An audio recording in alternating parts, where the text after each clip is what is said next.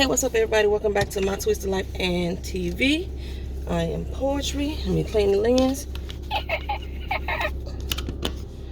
Hope that's better. Turn the autofocus back off. I'm on my way to work. This is just an extra video that...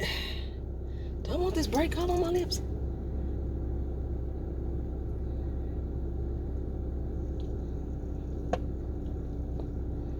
I just decided to do.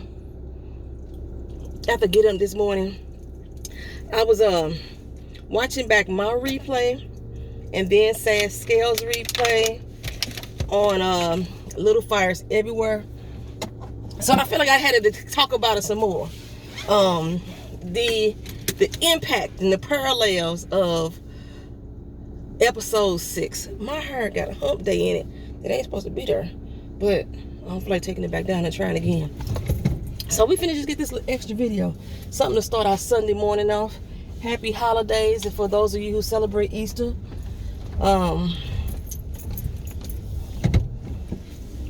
not cooking with my family. I haven't even like going shopping for food items has been real minimal because of what's going on. I didn't want to just go spot shop, just for Easter items. Because I need eggs. I haven't been able to find eggs in 2 weeks now. I probably could find my turkey ham, yams and stuff like that, maybe. But it's already, I got to work today, so cooking probably ain't gonna happen. It probably ain't gonna happen. I don't know. I'm gonna figure it out. I know better when I get off because my cat and my dog are both out of food, so I gotta go to the store. But Orange County and Osceola County here in Orlando is now passing a law that if you caught out here without a mask or gloves on while you out here disobeying the stay-at-home order, they're gonna fine you $500. It's supposed to start at midnight tonight. And y'all already know that our limitations on masks and gloves and stuff just in my office and having trouble finding them. Like how y'all finding people for stuff that we can't buy, we can't find, Something looks really weird with my screen. Maybe it's the lighting. And I hope the lighting ain't. Hold on, y'all. It ain't the lighting. I don't know. Maybe it's just because the outside is so gloomy looking. So I haven't put up the new mount yet, but this one was like, it may not stick again. We're going to try to make it. So, when I was talking about Little Fires Everywhere, I had asked the question, or I may not have asked it, but I probably meant to ask it. Why is Jamie so fucking upset with Elena? There had to be something else that she did to him for him to be this upset. I know it can't be because of a simple rejection. And then I watched Sad Scales review this morning. I told y'all, go over there and check her channel out. She broke down that whole situation with Jamie and Elena to perfection. And then once I listened to what she said about this, then it made me start recalling so many of the doggone parallels that this episode called back to.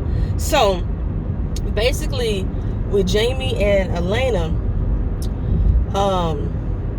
she called him up, used it to make herself feel good. She was gonna bust him out if she could have, being a married woman, and she tried to play the victim and put the blame on him. And in 1997 time, she basically did the same thing. She called him up like she needed him out of the blue. Had conversation, had drink, had wine, had dance, all that type of stuff. Then got the invitation back to the hotel room, and he recalled back to, no, wait a minute, hold up. Last time this happened, you claimed I was taking advantage of you, and that and how happy you were, how happy of a woman you were, how much in love with your husband, that your life was the shit, because you live your life the way that you planned it. Things gonna work out the way you planned it. And one, she was jealous of the fact that Jamie got the job that he wanted. She was jealous of the fact that he was able to move up in his career exactly like he said it was going to happen without her. So that callback, that reminder when she asked about going to the hotel room again, here you are, second time around, like, I'm married. I'm not miserable. I'm happy. But let me call on you, Jamie. Let me lean on you, Jamie, and then blame you and victimize myself, make myself the victim. Like he done did something to her.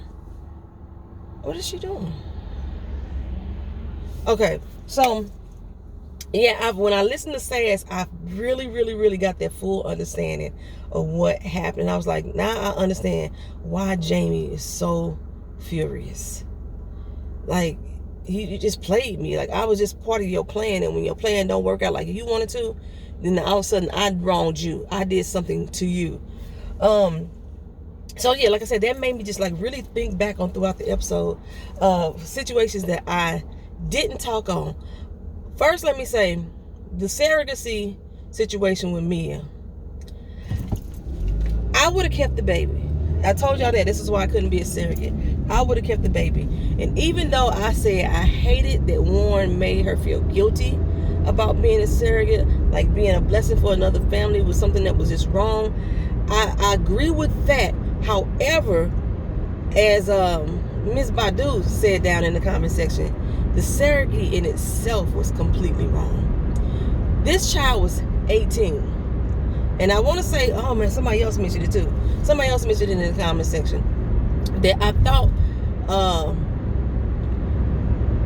that might have been Sad Scales on her channel, that a surrogate mother could not be a virgin.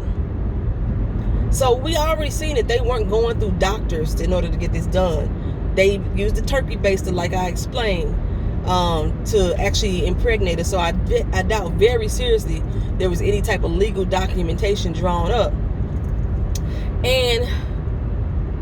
But Mia was 18 years old, a child.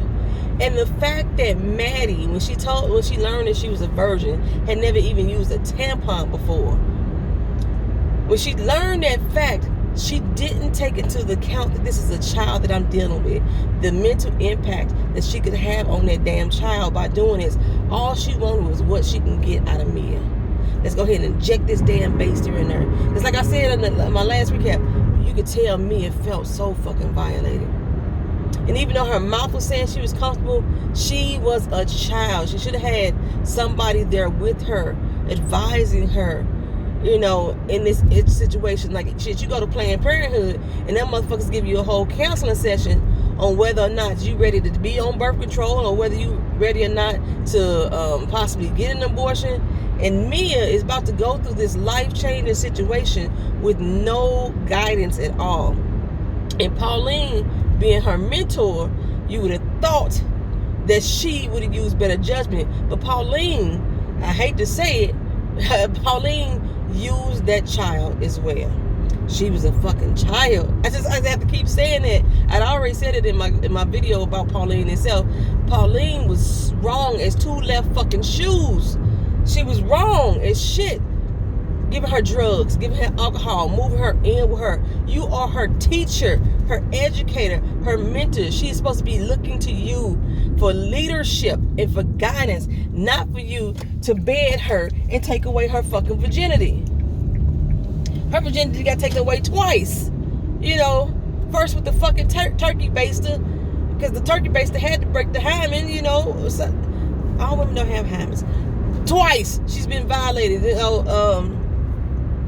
And the way that Pauline did it too, Pauline made it seem as if it was her, that she is the one who initiated this. What do you think? What do you think I should do? Tell me how you feel. You know what I'm saying? That Pauline was so fucking wrong in all of that instance. Like I said, when she told her I love you when she went to be with her brother, that was a guilt trip that she was putting on that child. That was a guilt trip. It wasn't just to say that I love you, girl, I mean this, I feel this. That was a fucking guilt trip. And Mia felt it. Which is why I believe she has such a disconnect with sex. The way that Pearl explained how her mama views sex. Mia was trying to make sure throughout life that she didn't fall for another motherfucker again. So when she had sex, it was just about sex. There's no feeling gonna be attached to it, no nothing, because nobody else was gonna make her stay. She wasn't going to be able to connect to anybody else that was going to make her stay, that was going to be taken or stripped away from her. And I honestly don't think Mia really see what wrong it was that Pauline did, because like I say, over time she started becoming Pauline, with the piercing in her nose, even down to the conversation that she had with Lexi. Like, that was a read. Lexi probably needed that fucking read. But again, Lexi was a child too. That was a read. I still feel the read. But still, like I said, Lexi was a child. When she asked her, do you think I'm making a mistake? Would you have done this if this was you? Lexi was seeking guidance from an adult, one who she felt that she could talk to. And Mia had did the exact same thing with Pauline. She asked Pauline, do you think I'm making the right choice? What do you think? Pauline never did answer the question. She didn't say yes or she didn't say no. What she said was, look at this picture. What do you see? She totally deflected that whole conversation. The parallels that they had in this episode was is extremely just beautiful. The BB and Elena situation. I think I talked about this briefly in the video, how the situation with the store and how BB went in the store. She couldn't even buy formula. She was short on change. She didn't have a mama, a husband, or support that, somebody there to back her up the same way that Elena did. It was just like the opposing parallels that they had in that situation. When she walked into the store, we talked about this yesterday in the comment section a little bit, the pacifier. Oh gosh, I wish I had wrote everybody's name down. One of you guys had mentioned the pacifier being a symbol of Elena's control. And I had taken notice of the name of the package on the pacifier package. It said Fresh Start. I was like, okay. Initially when I was watching, I was like, is she trying to get a fresh start with Jamie? No. This was the moment that our viewers said that this was the moment that Elena started taking control. So this is probably when she developed all these rules, and you can only sleep with me on Wednesday and Saturday. Everybody need to be here at this place at that time, and everybody be organized. My life has to look like a symbol of perfection. We called it in the first episode that Elena is a perfectionist. She is a perfectionist, and her whole thing for me is for two reasons: to prove her mama wrong and to prove Jamie wrong. And where she fucked up is when she called Jamie that second time, and Jamie said, you still the sad, pathetic ass person that you've always been. Ain't nothing about you changed. You may have got your shit together, you got your little life organized in a row with pretty little colors and rainbow stickers on the doggone refrigerator wall, or the door, or you you got your sex regulated to this day and that day. We cut it off at midnight. All your kids in school, and you may have got all that together, but you're still a miserable ass person, or you wouldn't be calling me again today. You know what I'm saying? She was trying to prove a point to Jamie, and I think every time she called, she wants to hear how much Jamie has failed, and he just thriving without her. I wonder if the mama gonna come back up. We only got 2 episodes left. She brought her mama up in conversation before, but and then there was other parallels that just called and spoke to me. Like yesterday, I spoke on the fact that even though she talks about race with Elena, I really think it's more just about money, because Maddie and Joe had money. They used their money to buy what they wanted from her in the amount of what? $10,000, the exact same amount that Elena offered BB. So when she heard that shit, it was a trigger for Mia, and Mia was like, oh no, this is not going to happen. Because I think Mia really understood that she was taken advantage of as a child by Maddie and Joe. It seemed all nice and innocent. That whole episode seemed all nice and innocent, like, oh my God, you're doing this for us. She's a child.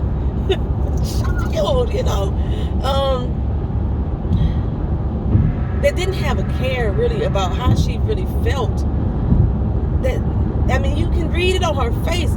They didn't give a damn about how she felt. That's all they wanted, is what they could get out of her. And dang, it was something else I was going to say about that situation. About the $10,000 and how that parallel BB. Yesterday I had said something along the lines of when they was talking about the appropriation and about how people can how people take what you got and use it for their own use. And I called back to the fact that they were playing the scene about Mia laying down on their table and getting impregnated, or laying down on their bed getting impregnated with that turkey baster, and how she was going to use what somebody else gave her, or take for somebody else Joe's sperm and create something of her own and take it and use it as her own, being Pearl. But the flip side of that situation is that is exactly what Joe and Maddie was doing to her. They was appropriating her womb. They was gonna take the little egg inside of her, use the little egg and to create a family for them, and throw her away like she never existed. It's such, oh my gosh, this doggone episode here. It just, even with Elena and the kids, Isabel screaming at the top of her lungs. This was so symbolic of the way Isabel was going to live her life. You know, when she bought her that pacifier and she popped that pacifier in her mouth to shut her the hell up, she was like, yeah, I got you now. I'm back in control. That's how she was feeling with her. And because she didn't have that nursing bond with her, she was so disconnected than she was from her other kids. But then when you think about the kids, like I say, all Sass mentioned how all the kids were stair steps. I was like, yeah, they all close in age or something. Like, what the fuck? She didn't wait for JJ to heal at all. But when Izzy was crying and she was in the kitchen trying to make this formula, she ain't got no water and she freaking out and throwing plates or whatever, she told Moody to go check on his sister. Do something with your sister. Go take her, you know, do something with her. So Moody's a baby his damn self. Moody starts to cry. She told Lexi, go give your brother a hug. When it came to Isabel, it was like, do something with her. Take her and your sister, do something. So Moody has always been the one looking out for Isabel. But Lexi, she's telling her, comfort your brother. Go comfort him. Give him a hug. You know, coddle him. Woo, woo, woo. But shit, Lexi didn't do that either. Fuck, because Lexi's still a child. All these kids was like babies. You know, they was young infants. So, what else could I recall from the episode that was so damn good, so damn just the parallels? Like, we touched a lot on the doggone acting, and I had tweeted Tiffany Boone.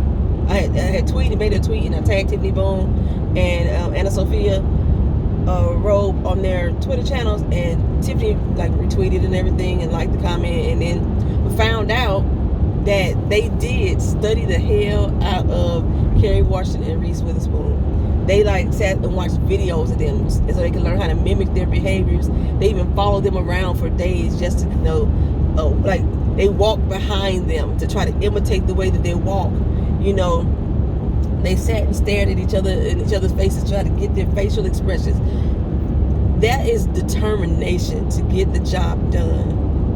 I am so sad that this is only going to be 8 episodes. We only got 2 left. Like I said, the book rounded out. The book ended with the fire at the beginning of the episode, and who did that. You know, that's the way the book ended, I'm hearing. But it leaves room for the story to continuously grow. Like what happened after that information was found out. There's so much. I think I'm not sure if we're gonna round out Lexi's abortion story in these next 2 episodes or not. So if they don't, there's more to grow on that, especially between her and Brian, and it's so much more that can be done. So as of right now, this is supposed to be just this 8-part miniseries. But they said the cast members are like, if they asked us to come back for a season 2 and do a season 2, we would be so happy to come back and do that. But I do know that like Kerry Washington, she has her show, the morning show, It was some other show that she did that supposed to be a miniseries, and then it ended up spinning off to a bigger show. What is the other show that she do? I can't think of it right now. And then Kerry Washington finna go on Broadway, so I don't know if they're gonna have really time. Well, shit, Kerry Washington can go on Broadway right now because we under lockdown. But I think she's gonna try to go to Broadway once this is all over. And so I don't know. It'd have been beautiful if they could very well come back and roll this story and make these characters have a life of their own. So it's a beautiful thing. It's a beautiful thing. It's a beautiful thing. I should have put this on. I gotta wear a mask. And we already getting makeup inside the damn mask, right? And I can't get out. So, I mean, there was other things that I wanted to talk about. Oh my God. If y'all seen any other parallels that I'm possibly missing, you know, we already got the one between her and Elena, her mama. And somebody else mentioned in Sass's comments, they wish that, it might have been in my comments, I've been reading everybody's comments, that they wish that they would have showed more of Elena's story as well. Within this one, gave it a more balance. But when I read the description of the show, it showed that it said Mia makes a decision in 1981 that would change her life forever. So I kind of knew then that it was going to be more centered on Mia. You got more of Mia. And the race dynamics in this show that people try to avoid. Like I say, even the show writer, Celeste, I can't pronounce her last name, Ning Celeste, and the show writers and the producers of the show all said this show is about one of the topics the show is about is race. So but people try to keep denying that and ignoring that is existing or that's happening on the show, it's just phenomenally astonishing to me.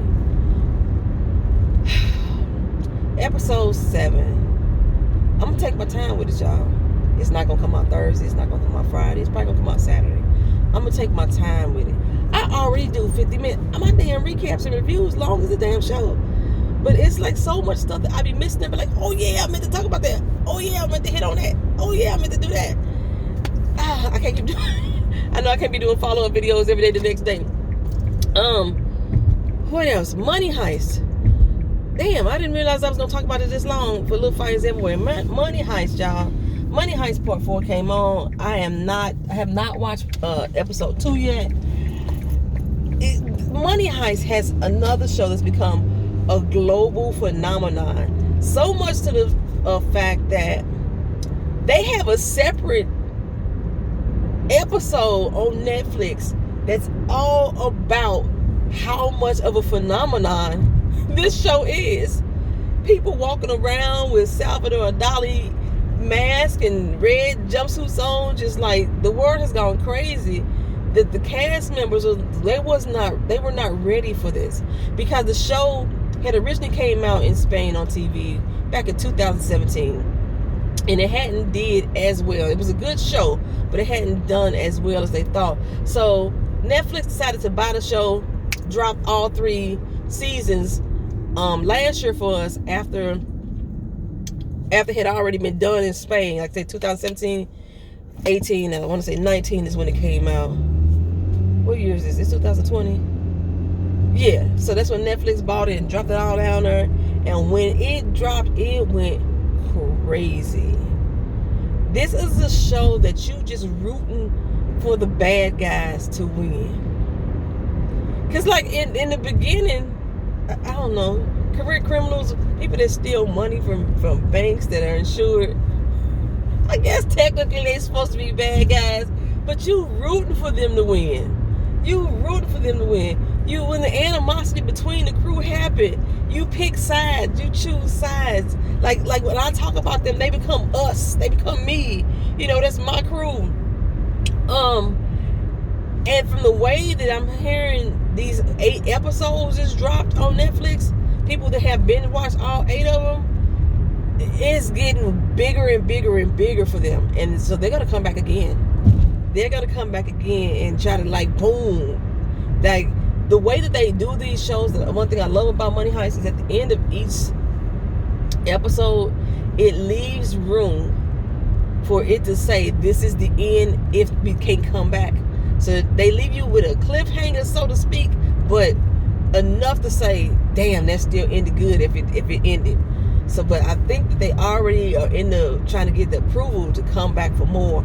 Like I say, the first when I looked at how they came out in Spain, they dropped 8 episodes, and then later on at the end of the year, they dropped 8 more, and it became part 1. So I wonder if they're going to do the same, like, because they only dropped 8 now. Maybe they got 8 more to pump out later on this year.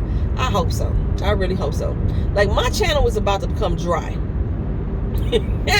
It's about to become dry, because I think I only got a couple more episodes of Love Goes, and then it goes off the air. We only got 2 more episodes of Little Fires Everywhere, then it's gone off the air. Money Heist, like I said, I'm going to try to stress that shit out so I can have some content to put up weekly. But really, I could do the whole recap all together if I sat down and binge watch it. And then my next show doesn't come back on. Insecure starts today. And Insecure is only 8 to 10 episodes, I think. So that's not going to last long. Then my next one don't come back on. Don't come on to May 3rd. Real Housewives of Potomac. You know, Power's gone. I stopped watching that anyway. They pushed Handmaid's Tale back to October, but now with the doggone C-19, it may not even come out in October. It may have to be pushed back to 2021 now. Damn, this girl got a body. You better work, mama. Damn, I need to get my waistline snatched like that. Damn, she toit. Her ribs, abs was like, damn. I fucking washed, I could wash my doggone. Damn, her stomach was nice. Guns was blazing too. 15 minutes to get to work. Do I got time to stop at the store? I do. What do I need from the store? I got 15 minutes. Maybe I go to Walgreens. Buy some Vittles to snack on. So, live stream, ain't no live stream today because I plan on it's Easter Sunday. Y'all chill with your families. Watch YouTube videos, watch TV. Just relax with your family. Play Jenga, something like that. We're going to try to do a live stream next week as soon as I can try to find some food, shit to cook. Like, we get real limited on the type of things that we can find in the store to buy because people won't say they ass home and the stores are not being able to stock up properly. But like I said, I'm out of cat food and dog food. I need to buy my animals some food. So hopefully while I'm out there, I can find some chicken that I can hold on to for next Sunday so we can make this dang on chicken marsala. Damn, look like all the stores closed. Are they not opening on Sundays? Are they not going to open on Sundays? Wow, that's a possibility. All right, let me get in here and talk to y'all later. This just is a ride to work. Just to briefly, I think they closed. This whole lot over here.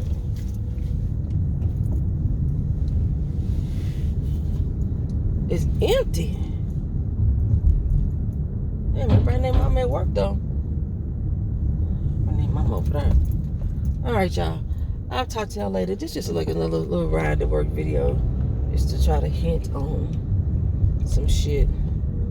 Okay, are y'all open or are y'all closed? Store hours are now 9 a.m. Damn. Store hours are 9 a.m. so they closed. Oh. Ain't buy shit this morning. Alright, let me go and go to work. I will talk to y'all later. Peace.